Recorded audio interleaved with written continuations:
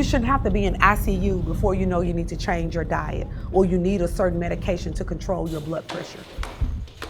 When we see that a first grader did not master skills in kindergarten, that's not a time to push them on the first. That's a time to make sure that we put some systems in place to address the needs and the gaps. I don't want schools to be critical before they get help. In 2012, it was identified that 85 schools across the state of Tennessee had fallen into the bottom 5%.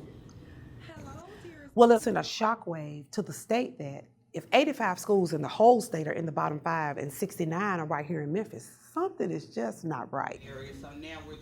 The iZone model was created as a turnaround model. Since being in the iZone, every single school has improved. Not one single school has gone backwards.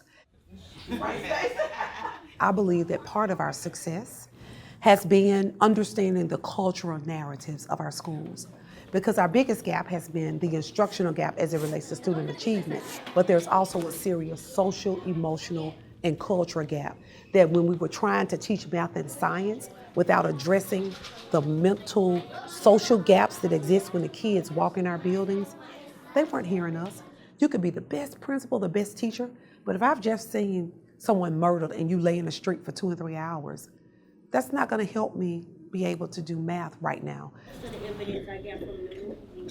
I think that Memphis has been a national proof point of what can happen when you're very deliberate and intentional to put the right people in front of kids.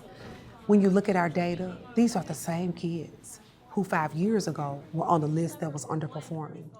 Out of 22 schools, we've had 11 schools to move, not out of the bottom 5%, but they're almost out of the bottom 5% because the gaps you experience as being a school that's underperforming, they don't close overnight. I gotta come over there and see if you got it. Turnaround, we're running so fast and so hard, and it's so much work to do. And I think the moment that we stop thinking and growing in that sense, you start dying because we can't ever think that we've arrived.